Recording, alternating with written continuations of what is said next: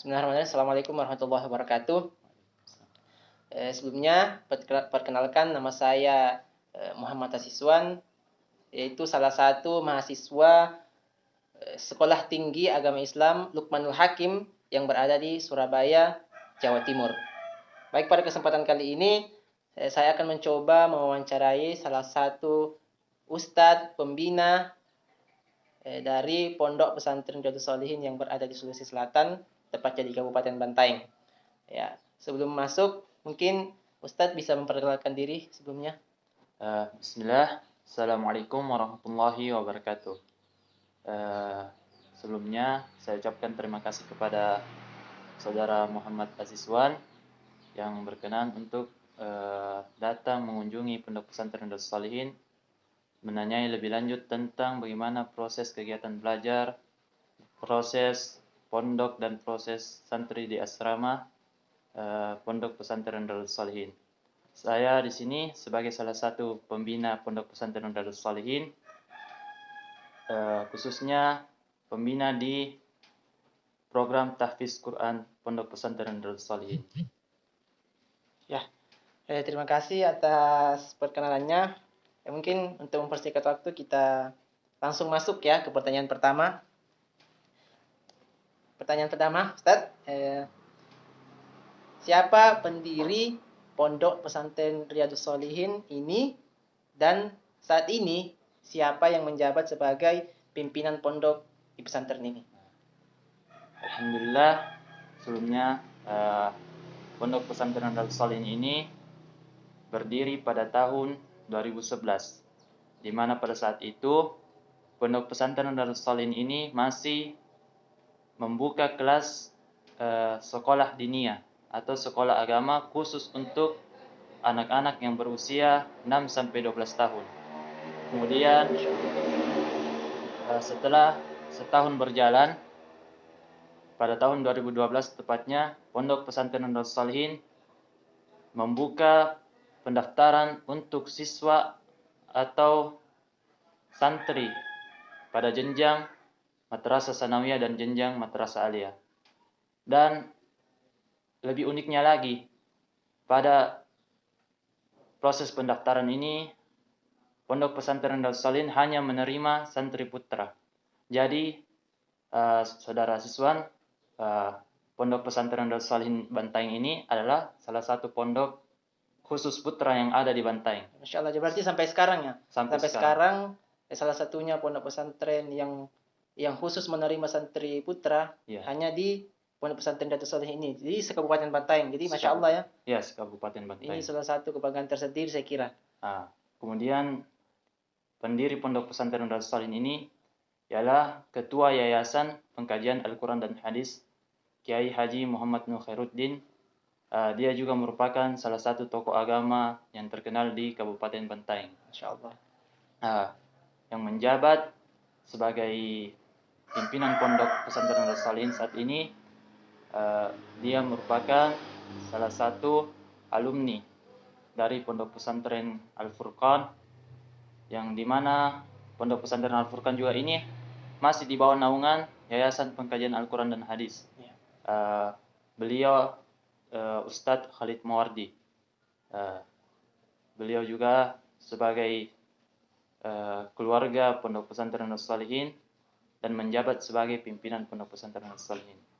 Jadi dari pendirinya sama pimpinan pondoknya itu berkeluarga, bukan orang lain. Jadi masih ada kaitan, masih ada hubungan darah antara pimpinan dan pendiri Pondok Pesantren. Masya Allah.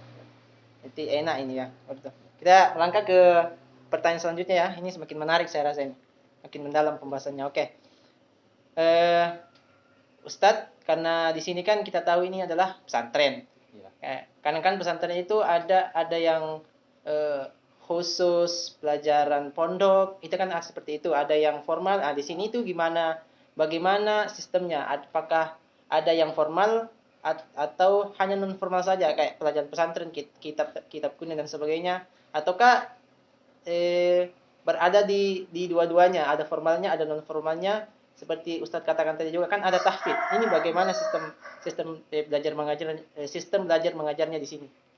Nah, jadi sistem belajar mengajar di Pondok Pesantren Nurul Salihin itu ada yang formal dan non formal. Semua santri sebelum melakukan pendaftaran untuk masuk di Pondok Pesantren Nurul Salihin harus menyetujui surat persyaratan untuk mau tinggal di asrama selama menjabat sebagai santri Pondok Pesantren Nurul Oh, Salihin. berarti wajib tinggal asrama Ya. selama masih Masih Mas- berstatus santri di sini. Ya. Oh iya, Masya Allah. Berarti full ini. Full 24 jam dia rutinitasnya ada di Pondok Pesantren Masya karena Allah. semuanya tinggal asrama. Iya, iya, iya. Nah, Berarti luar biasa ini pembinanya ya, dari tidur sampai tidur lagi nih, sampai dikontrol tidur terus. lagi dikontrol Luar terus. biasa, barakallah. 24 jam. Nah, kemudian pelajaran-pelajarannya kita pelajari pelajaran yang ada di sekolah karena seperti yang saya bilang tadi, Pondok Pesantren Nurul Salihin itu membuka pendaftaran untuk siswa Madrasah Sanawiyah dan Madrasah Oh Aliyah. iya benar-benar. Nah, di bawah naungan Kemenak dan Kementerian Pendidikan. Nah, jadi semua ekskul seperti pramuka, bela diri, kesenian yang ada di sekolah juga dijalankan. Masuk semua berarti, Masya Allah. Masuk semua. Nah, sekolahnya juga sama seperti sekolah-sekolah yang lain. Kita sekolah dari hari Senin sampai hari Sabtu. Hari Ahad baru kita libur. Nah, tapi hari Ahad itu tidak dipergunakan untuk santri pulang ke rumah. Tetap berada di pondok pesantren, baik itu kerja bakti, membersihkan, ataupun melakukan kegiatan-kegiatan yang lain seperti pramuka Sabtu Minggu, Olahraga mungkin seperti juga ya. olahraga. Oh, berarti santri nggak kosong. Jadi setelah belajar kurang lebih 5-6 hari, setelah 5-6 itu hari, iya. Apalah istilahnya kayak refreshing begitulah. Refreshing. Kadang Ya, juga jadi- santri kita ajak jalan ke tempat wisata, Oh, Masya biar Allah. semua masih terasa Dan senang. itu termasuk salah satu program mungkin ya. Nah, salah satu program biar santrinya tidak merasa bosan begitu bosan, ya. Tidak jenuh. Ya, Masya Allah ya. Nah, kemudian pelajaran-pelajaran pesantrennya kita belajar nahwu, saraf, Ya. kita belajar bahasa Inggris, bahasa Arab, dan bahasa Inggris dan bahasa Arab ini kita jadikan bahasa khusus, bahasa nomor 1 di pesantren kita. Oh, berarti bahasa Inggris dan bahasa Arab ini bahasa sehari-hari di pondok begitu. Bahasa sehari-hari. Oh, Masya Allah. Jadi semua santri baik itu dari tingkatan sanawiyah sampai akhir di aliyah semua wajib berbahasa Arab dan berbahasa Inggris. Luar biasa ini, luar biasa, Masya Allah. Pelajaran-pelajaran seperti fikih, kitab-kitab kuning juga kita semua pelajari di sini. Seperti Bulughul Maram, Ya. Muhtaratul Hadis, Sirah Nabawiyah, semua kita pelajari. Masya Allah.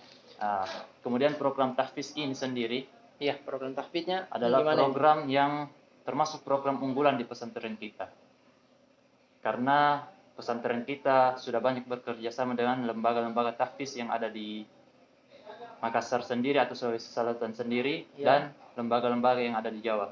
Seperti Mahat Albir, kita sudah bekerja sama kurang lebih selama 4 tahun belakangan ini. Sudah lumayan lama berarti ya? Sudah lumayan lama. Berarti untuk jaringan santri ke sana itu sudah lumayan terbuka untuk bisa ke sana. Sudah lumayan terbuka. Begitupun di Jawa, seperti mahat-mahat yang ada di Jawa. Bahkan sekarang ini kita punya santri ini, kita beberapa orang kita kirim untuk menghafal Quran di Jawa, mencari ilmu. Maksudnya bukan menghafal lalu menetap di sana. Iya. Kita kirim untuk mencari ilmu lalu kembali ke pesantren. Terus nanti kembali lagi ke pesantren untuk kembali ke pesantren untuk pesantren. Ya. mengajarkan ilmu yang apa didapat di sana. Jadi pergi dan kembali lagi. Pergi dan kembali. Bukan pergi dan menetap. Bukan pergi dan menetap. Iya, karena rata-rata kan ada yang seperti itu. Sana atau mungkin bisa nikah sana, tetap di sana. Aduh, ini tidak kembali ke kampung ini. Oke. Baik, untuk selanjutnya saya merasa ini menarik sekali nih, Masya Allah. Kemudian selanjutnya pertanyaan selanjutnya, selama kurang lebih berapa tahun pesantren ini, itu jumlah santrinya sendiri itu berapa orang sampai sekarang? Sampai sekarang ini kan sekarang masa pandemi. Awalnya pada awal berdiri pada tahun 2011 ya. Santrinya yang belajar di sekolah diniyah itu sekitar 50 orang. Itu sudah lumayan besar berarti kalau pemula seperti itu. itu permulaan belajar 1 tahun. Kita belajar sore, sudah duhur sampai menjelang maghrib. Jam maghrib. Nanti pada tahun 2012 setelah diresmikan untuk membuka pendaftaran santri yang bertaraf siswa sanawiyah dan aliyah, di situ siswa sanawiyah berjumlah 30 orang dan siswa aliyah berjumlah 8 orang. Ya. Kenapa sedikit? Karena khusus putra. Iya, Khusus benar-benar. putra. Apalagi pertama kan, jadi Apalagi ya pertama ya. mungkin wajar lah.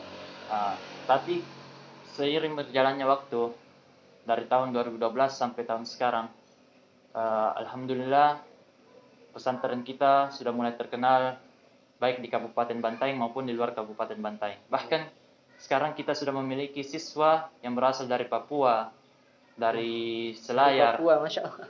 dari Palu. Jauh sekali itu. Iya, dari Palu, bahkan dari pulau-pulau yang ada di bagian Selayar yang terpencil, seperti Pulau Jampea. Iya. Sana kan kalau dilihat dari peta itu agak kecil. Agak kecil. Ada yang dari sana. Ada yang dari sana. Bahkan Insya Allah. jiwa-jiwa semangat orang-orang yang dari sana, semangat belajarnya lebih tinggi. Lebih besar berarti, karena pengaruh jauh. Pengaruh jauh. Itu. Masa pulang ke kampung tapi tidak membawa apa-apa. Di sana mungkin rata-rata anak-anak pantai begitu. Jumlah siswanya alhamdulillah sudah mencapai 150 orang untuk tingkatan sanawiyah dan tingkatan aliyah. Ya, jadi sanawiyah dengan aliyah sudah masuk di situ, Ya, termasuk anak tahfidz. Termasuk anak tahfidz. Iya. Namun setelah berjalan beberapa waktu ini, apalagi sekarang masih masa pandemi, Iya. kemarin kita coba juga membuka pendaftaran secara online di pesantren kita ini. Alhamdulillah itu tidak menurunkan kualitas pendaftar. Oh, Masya Allah. Luar biasa. Jadi bukan penghalang. Bukan Pandemi ini bukan penghalang untuk anak-anak kita bisa mendaftar di pesantren ini. Kemudian alumni-alumni kita sudah ada yang menjadi guru besar di salah satu pondok di Jawa, bahkan sudah ada yang menikah dengan orang Jawa di sana. Sudah ada yang nikah sama sana. Ya. Masya Allah. Bahkan sekarang salah satu alumni kita sudah ada yang lolos masuk di TNI Angkatan Darat. Bravo, Masya Allah. Oke, untuk selanjutnya itu. Jadi tidak ada masalah untuk siswa atau santri pondok pesantren Nurul Salihin ini, tidak ada halangan untuk menggapai cita-citanya. Baik yang bercita-cita menjadi guru, menjadi tentara, menjadi dokter, menghafal, insya Allah semua akan diberikan kemudahan. Iya. Baik. Sekarang kan lagi masa pandemi nih, Ustaz. Kemudian bagaimana dengan santri di pondok pesantren Nurul Salihin ini khususnya? Apakah ada pemberitahuan atau semacam apa dari pemerintah? Apakah santri ini sudah bisa masuk untuk proses belajar mengajar face to face, ataukah masih secara daring, secara online seperti itu? Awalnya waktu masih awal-awal masa pandemi ini, semua pondok pesantren yang ada di Kabupaten Bantaeng itu diberlakukan untuk belajar daring. Masih daring ya. Selama 1 semester ini. Tapi alhamdulillah sekarang kondisi sudah agak memungkinkan untuk kita belajar dalam kelas, bertatap muka lagi. Semua santri sekarang kita wajibkan untuk masuk ke pondok pesantren lagi. Tapi dengan syarat memiliki surat keterangan sehat dari rumah sakit atau puskesmas setempat. Oh iya. Berarti harus punya keterangan sehat ini baru. Punya keterangan sehat. Ya benar-benar tidak kena corona gitu. Ya. Alhamdulillah sekarang santri sudah berdatangan satu persatu.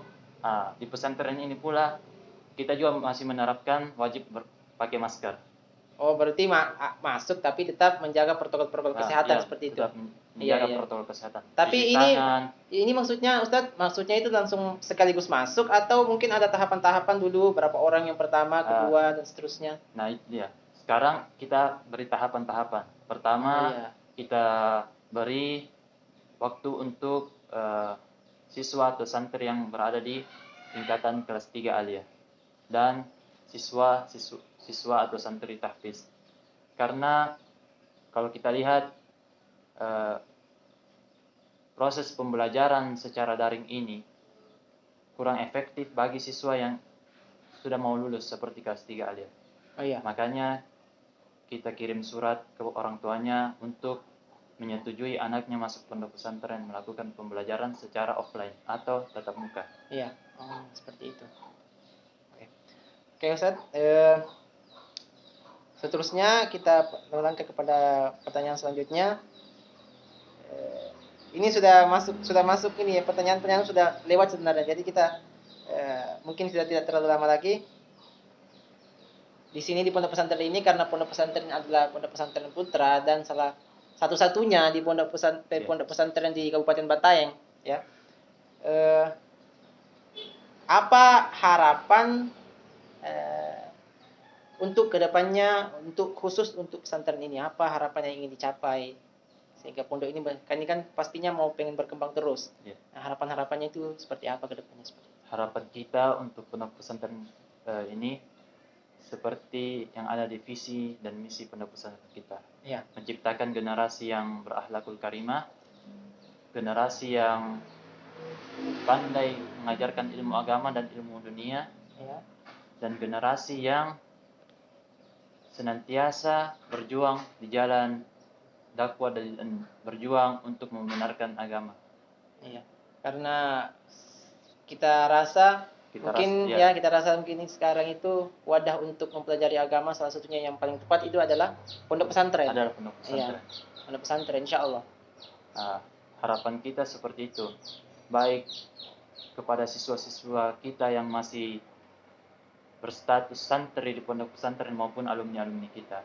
Bagaimana lulusan-lulusan atau kader-kader pondok pesantren Al-Salin ini bisa menjadi kader-kader yang betul-betul berdakwah di jalan Allah dan kader-kader yang senantiasa menegakkan kalimat tauhid ini. Insyaallah. Jadi harapannya santri itu benar-benar berilmu dan siap terjun ke lapangan seperti itu. Itulah harapannya itu.